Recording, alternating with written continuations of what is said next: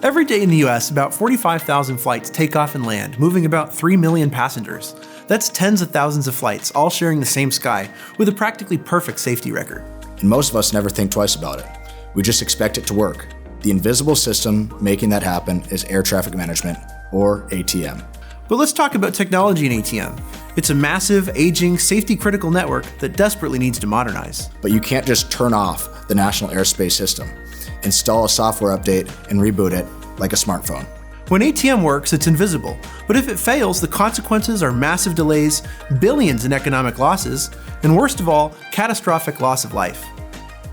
In March 2026, Air Canada Flight 8646 collided with a fire truck on a LaGuardia runway, a tragic reminder of how quickly air traffic control errors can turn fatal.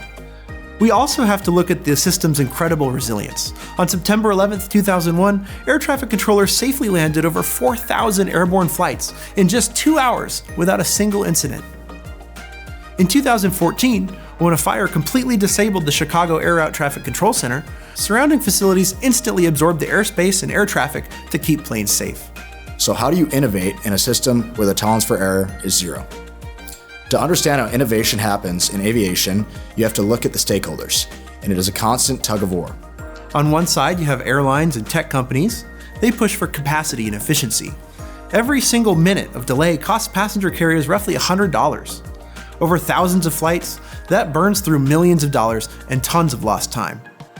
On the other side, you have regulators, like the FAA, whose sole mandate is safety. They're the ones who are supposed to hit the brakes, demanding proof that new tech won't cause crashes. Then you have labor unions, like the air traffic controllers, fighting to ensure that the new automation doesn't create dangerous workload spikes or eliminate human situational awareness. And finally, you have the research and development sector, universities, federal labs, and private contractors, all trying to bridge the gap between what the airlines want and what regulators will actually approve. So what does this life cycle actually look like? Let's look at one of the biggest upgrades in modern air traffic management history. This thing called ADS-B. It has a link in every airplane is required to have it, and it basically lets us know who that plane is.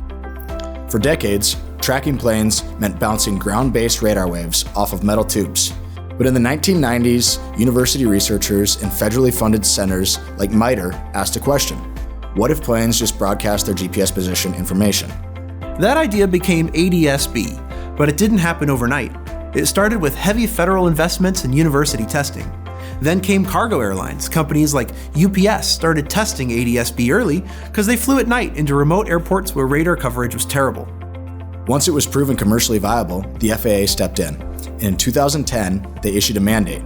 By the year 2020, almost all aircraft flying in controlled airspace had to install ADS-B out equipment. It took decades and billions of dollars in public and private investment to move from a university concept to the standard backbone of the sky. That pipeline of university research to federal implementation is the hidden engine of ATM innovation. The FAA doesn't just invent these things in a vacuum. Right. The FAA relies heavily on university consortiums, like Nextdoor, including schools like MIT, Maryland, and UC Berkeley. These universities do the heavy mathematical lifting to figure out how to squeeze more planes into the sky safely, or how to dynamically route traffic around massive storm systems. Universities can run millions of computer simulations and test radical new ideas without putting a single passenger at risk. But the airspace is getting more crowded. Soon it won't just be passenger jets.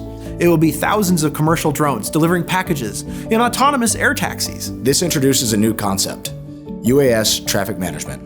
Unlike traditional ATM, which is fully controlled by the government, UTM is being built as a public-private partnership. Companies will manage their own drone traffic using shared digital networks, while the FAA just sets the rules of the road. But the market alone can't solve ATM issues, which brings us to the ultimate question: how do we govern it? How do we modernize a safety-critical system, increase capacity, and integrate AI and drones without letting safety margins slip? The answer is radical redundancy. In aviation, you rarely just replace an old system. You layer the new one on top. When the FAA finally mandated GPS-based ADS-B, they didn't tear down the old ground-based radar dishes. They kept them running as the backup. It's all about phased rollouts. You prove a concept in a university simulation, test it with cargo aircraft, and eventually make it the national standard. But even then, you don't just throw away the past. In fact, if every radar screen, radio, and digital network in a control tower completely failed today, controllers would physically pick up handheld light guns and direct planes from the tower windows using bright red and green flashes of light. It sounds crazy in an era of autonomous air taxis, but that's the foundational rule of the sky. You push for the cutting edge, but you never throw away the safety nets. With the sheer volume of airline traffic in conjunction with forecasted demand, upgrading ATM technology is incredibly important, but it's an uphill battle. It's slow, bureaucratic, and intensely political. But that friction between rapid innovation and stubborn regulation is exactly what keeps us safe. And it's the reason why those 45,000 flights land safely every single day.